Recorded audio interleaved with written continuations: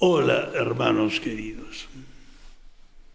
Estoy impresionado por el hecho de que hoy, miércoles santo, ya nos va introduciendo de lleno a lo principal de la Semana Santa, que es el Triduo Pascual.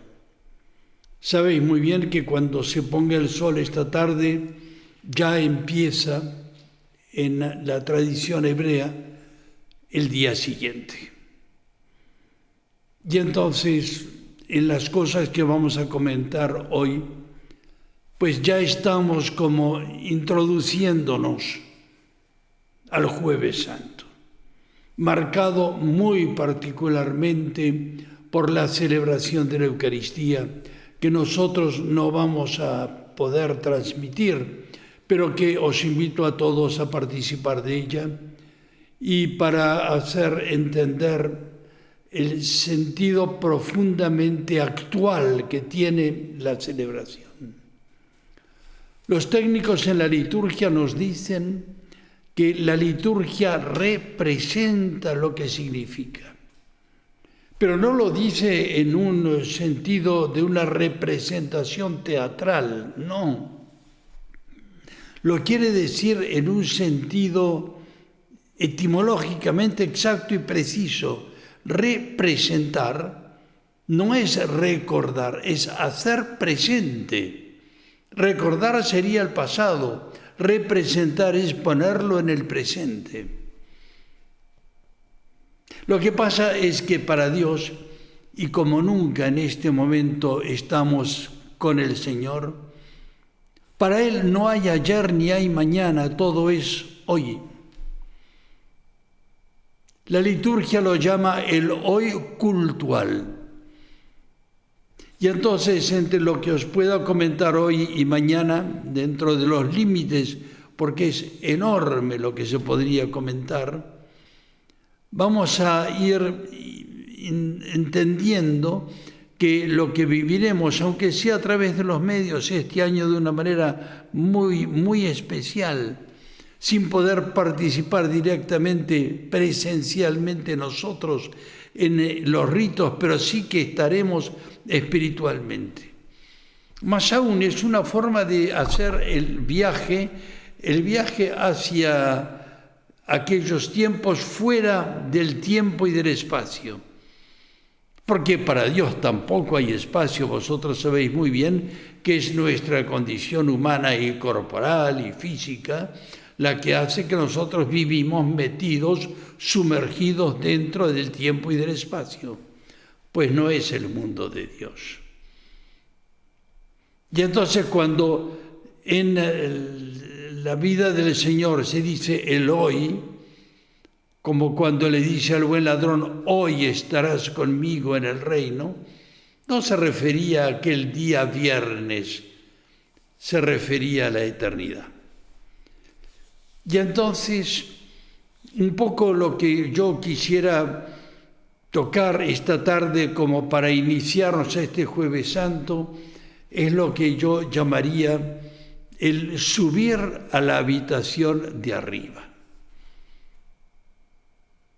El tema de la habitación de arriba es otro símbolo de esos símbolos de los cuales hemos estado hablando y que quisiera como hacernos ver que hay un trasfondo, hay todo un lenguaje que va más allí de las palabras cuando se dicen ciertas cosas, especialmente en las cosas de Dios. Y así ayer cuando hablábamos, por ejemplo, del Arca de la Alianza, sabemos que aquel cofre de oro representaba al mismo Jesucristo, representaba a la Virgen María, representaba nuestros sagrarios, representaba las procesiones que hacemos en las normales Semanas Santas, y todo tiene sentido. Y hoy vamos a ir a la habitación de arriba,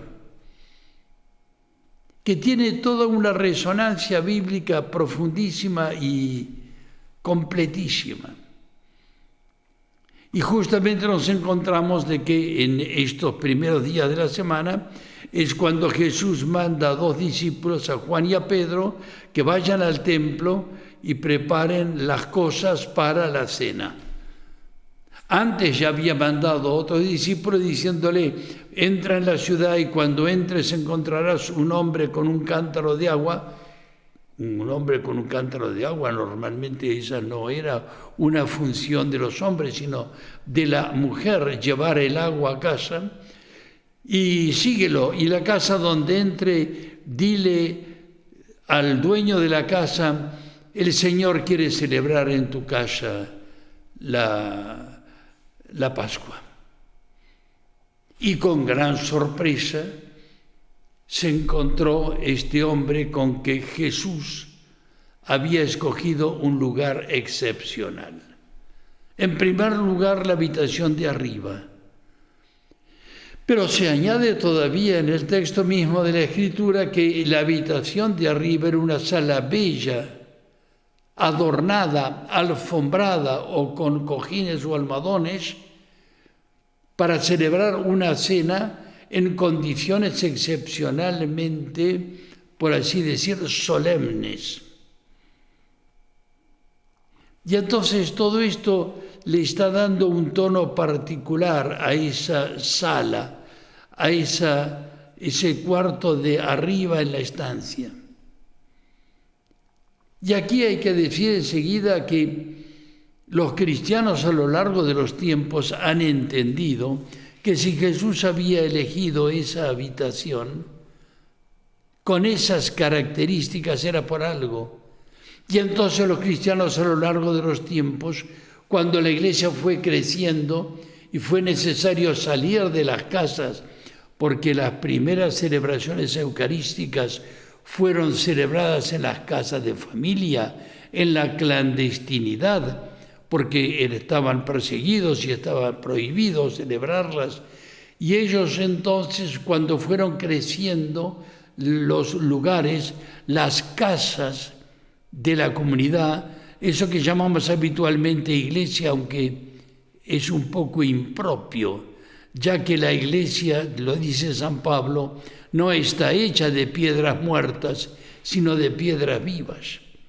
Y todo esto fue ampliándose poco a poco hasta el momento culminante, cuando nada menos que el emperador Constantino regaló a la iglesia su propia basílica. Basílica significa la casa del rey, para que celebraran allí la Eucaristía, porque la comunidad ya no cabía en ninguna casa particular. Y en el lugar donde correspondía al trono mismo del emperador es donde se puso el altar cristiano y en un ambiente verdaderamente solemne. Es verdad que dadas las dimensiones del lugar no era posible pensar en la habitación de arriba, pero es para hacer ver de dónde proviene esa tendencia espectacular, hermosísima, que más aún fue más allí de las imaginaciones pensables, primero en las iglesias románicas, después en las góticas, en donde se hicieron casas para vivir lo que mañana vamos a vivir en condiciones excepcionales. Estoy pensando, por ejemplo, en este momento en la Catedral de Alemania, que por motivos particulares he estudiado en su momento con especial profundidad, y que se tardaron, escuchadme bien esto, para hacer la Catedral de Colonia en Alemania se necesitaron 280 años, generaciones enteras de arquitectos, de picapedreros, aquellos que iban dando forma a las piedras, de artistas, de escultores, para hacer esas maravillas, porque lo que vamos a vivir mañana, que es el día de la Eucaristía, nos envuelve en lo que para ellos era un microcosmos, era el mundo entero. Representaban esas iglesias un ir al cielo. O como decían los jesuitas en las misiones, en la puerta estaba escrito: esta es la casa de Dios y la puerta del cielo.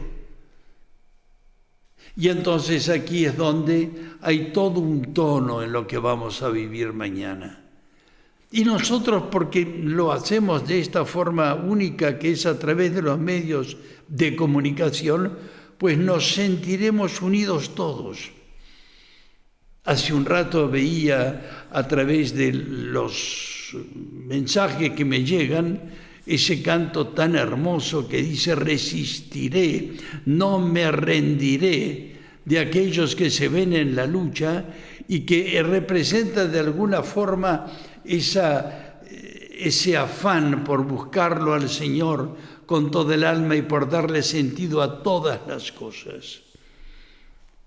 Yo casi diría que esta tarde estamos como caminando en puntas de pie, como para no perdernos todo lo que vamos a vivir. Lo que trataré mañana, en que pienso explicaros un poco más el sentido de la ceremonia, es haceros ver que la misa a la cual asistimos, y mañana será la misa sobre la misa, o la misa de las misas, la primera Eucaristía de la historia que fue celebrada por el mismo Jesús, pues eso mismo, entender que la actual misa es la misma que aquella, como si no hubiera habido tiempo. Como si cuando Jesús se sentó en la habitación de arriba, en la mesa de la última cena, que ha sido recordada por cuadros famosísimos, como el de Leonardo da Vinci, la última cena de él, pues allí es donde se hace ver que todo es hoy, todo es ahora. Y aquello había que recordarlo de alguna manera. Jamás hubo en la historia de la humanidad una cena parecida. Pero volvamos al concepto sobre el cual me quiero apoyar un poco más hoy. La simple palabra la habitación de arriba o la palabra arriba tiene un sentido muy grande. Porque mañana es el día, señores, de la trascendencia, de que el hombre vive en otro mundo, un mundo superior. Y ahí es donde nosotros, cuando decimos la habitación de arriba, estamos recordando que ya en la Biblia se nos había o se nos está preparando a medida que vamos leyéndola y entendiéndola. Vamos caminando hacia esa habitación que tiene un significado muy profundo. La habitación de arriba para los hebreos era la habitación de la oración. Es verdad que la mayor parte no tenían casas con pisos o con un piso. Y en ese caso, en la habitación de arriba era la terraza de sus casas, donde iban muchas veces a orar. Porque había que subir para estar con Dios. Por eso uno de los lugares más solemnes, de la aparición del Señor y de su presencia será la montaña. La primera de las montañas que fue como un templo natural de Dios fue el monte Sinaí, donde el Señor estableció la alianza con su pueblo. Y durante su vida Jesús subió a aquel monte que se suele decir que es el monte Tabor, donde se transfiguró. Por así decir, los llevó a sus 3 apóstoles preferidos, los llevó al cielo cuando los llevó al monte Tabor. Y nosotros mismos, cuando vamos a ir mañana a la Eucaristía, vamos a ir al cielo. Porque precisamente nos vamos a encontrar con que la última cena que celebraremos mañana, y ya lo decíamos, no es simplemente un recuerdo de lo que pasó, no, es un presentar, un representar, un hacer presente, un presencializar lo que está viviendo Jesús. Porque Él se sentó con la humanidad de todos los tiempos. Pero hay otra cosa más, no solamente vamos a recordar el pasado, sino que vamos a iniciar el futuro, hablando en términos humanos, porque si para Dios no hay futuro, no podemos hablar así, pero es lo que nosotros viviremos cuando llegaremos a entender todo el sentido del plan de Dios. Y cosa notable o cosa curiosa, ese subir tiene que ver también con algo que no nos gusta mucho pensar en ello, pero que es tal cual, y es la muerte. La muerte es la puerta. La muerte no es un castigo fatídico, no. La muerte hubiera existido siempre. La muerte física es una cosa que no es consecuencia del pecado. Las condiciones puede ser que sí, pero el hecho de la muerte es evidente que tenía que pasar a un ser humano como éramos nosotros. Y fijaos una cosa, que en la Biblia se nos habla de que a los muertos se los ponía en la habitación de arriba. Y esto lo notaremos muy bien en el caso del profeta Elías, cuando resucitó al hijo de la viuda de Sarepta, que se dice que subió a la habitación de arriba, dijo a los demás: idos de aquí, dejadme a mí solo, porque este es un momento con Dios.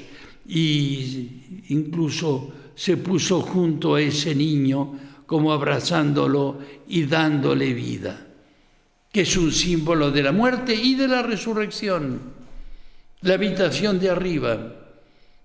Y aquí empezamos ya a ver estos simbolismos, y hemos hablado de los símbolos en estos últimos días, ha sido para que veamos que también ahora hay un simbolismo extraordinario en las pequeñas cositas o en las palabras tan simples como la habitación de arriba, para entender todo lo que significa lo que vamos a vivir y lo que ya estamos viviendo. Pero naturalmente no se trata solamente de la habitación de arriba como la habitación de la muerte, sino muy especialmente de la vida. Porque ¿sabéis otra cosa que se celebraba en la habitación de arriba? Pues las bodas. Las bodas que muchas veces se hacían, es lo más probable que haya pasado en la boda de Caná, en donde no se trataba de una familia muy poderosa ni muy rica, pero celebraron las bodas en la parte de arriba de la casa, y allí en la terraza, normalmente del padre del novio. Esa era la costumbre de la época. El padre del novio, es decir, el padre de Jesús, que en las bodas de Caná está representando las bodas refiriéndose a la Eucaristía de Jesús con la iglesia que es la esposa de Cristo. Es decir, que las bodas de Caná son como una simbología, una parábola viva, porque hay parábolas que son ejemplos, metáforas, comparaciones, pero aquí Jesús vive la parábola. Él mismo se hace el protagonista fundamental de la palabra, y entonces nos encontramos con que la habitación de arriba es una habitación donde se celebraban las bodas. Y cuando uno dice bodas, la alianza con Dios. ¿La alianza? Pero si ya hemos visto que la alianza se celebró en el monte Sinaí, y entonces nos encontraremos todavía con que en Jerusalén, el monte Sión, que es Jerusalén, que fue lo que suplantó el monte Sinaí, porque el monte Sinaí ya dejó de tener la importancia que tuvo en los primeros tiempos, para pasar a ser como una nueva montaña, aunque no era tan alta.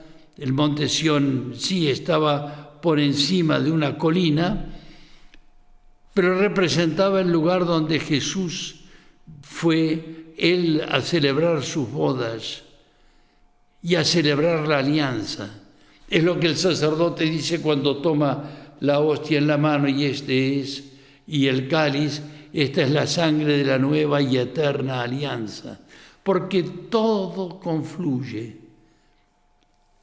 Todas las cosas de Dios son simples, porque Dios es simplicísimo. Es verdad que nosotros, por ser humanos y ser como somos, tenemos que ir como disecando las distintas realidades para poder meter en nuestra cabecita los compartimentos distintos de las simbologías de las cosas bíblicas. Y entonces ya estamos diciendo una serie de cosas que vamos a vivir mañana. Nos vamos a preparar a la muerte de Jesús. También nos vamos a preparar a la resurrección del Señor. Porque Él nos dejó, no nos dejó, sino su cuerpo y su sangre, pero como de un ser vivo. Nosotros no creemos en un muerto, nosotros creemos en un vivo. Y no separemos nunca en el misterio pascual la muerte y la vida. Porque por la muerte se pasa a la vida. Y entonces esta habitación de arriba es un lugar muy particular para el cual el Señor viene a encontrarse con nosotros. Y es interesante todavía situarse en el conjunto de todo lo que quiere decir la última cena en la habitación de arriba, porque es allí donde el Señor primero celebrará su propia primera y última misa o cena, y allí Él mismo nos va a dar su cuerpo y su sangre, estableciendo una alianza nueva. Pero lo hace hoy con nosotros, como si estuviéramos nosotros allí, como sentándonos, porque es lo que se nos permite, sentarnos con Cristo para celebrar con Él su alianza eterna. Pero todavía podemos ir más lejos y ver otros simbolismos mayores. Ya hemos dicho la muerte, la vida, la alianza, las bodas, y todavía podríamos seguir diciendo el cielo. Sí, ya lo hemos dicho, pero lo señalo ahora. Porque como decíamos, estamos, al celebrar la Eucaristía, estamos haciendo, es una forma de decir, haciendo el ensayo de la vida eterna. Y eso es fundamental.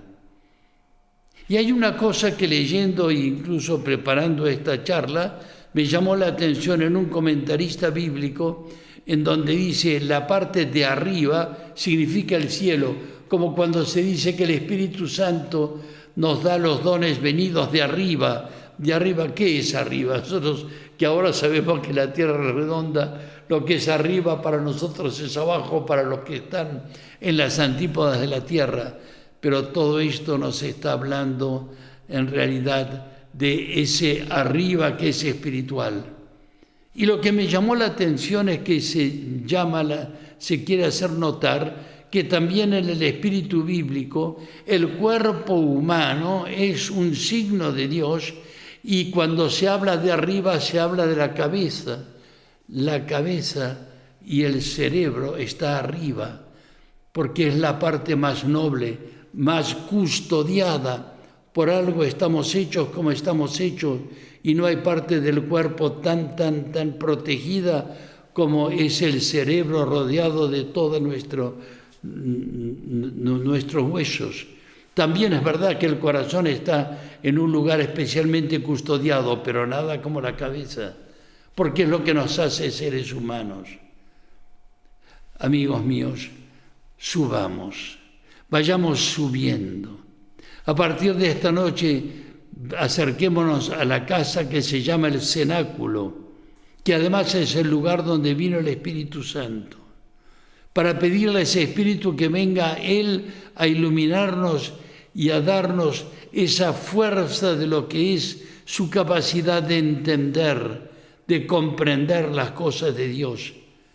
Subamos arriba con Jesús y estemos con Él y recibamos de su cuerpo, de sus manos, su cuerpo y su sangre, para poder nosotros alimentarnos, porque digámoslo claramente, en la Eucaristía estamos sentados en la mesa de Dios para comer lo mismo que come Dios.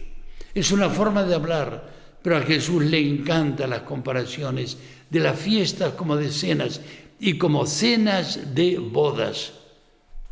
Por eso todas estas cosas que estamos diciendo nos van llevando con un respeto inmenso, como decíamos, como en puntas de pie, acercarnos y contemplar que el día de mañana es un día de una enorme importancia, porque en la Eucaristía ya está todo dicho, lo que se vivirá después y lo que entenderemos a medida que sigamos viviendo, caminando y también haciendo este pequeño retiro. Os deseo un Jueves Santo muy feliz, un Jueves Santo con Jesús, un Jueves Santo recibiéndolo de una manera nueva. Y no olvidemos también a María, porque yo soy de la opinión que el pan que Jesús comió en aquella cena y que dio a los suyos, que es su cuerpo, fue amasado por María, porque ella es la que nos regaló el cuerpo de Cristo. Así que mañana con Jesús, con María, con los apóstoles, con la Iglesia de todos los tiempos, con todos los que han participado y vivido de una forma u otra, especialmente los sacerdotes, del manjar incomparable que es la Eucaristía. Hasta mañana, hermanos queridos, para seguir viviendo el triduo pascual con Jesús.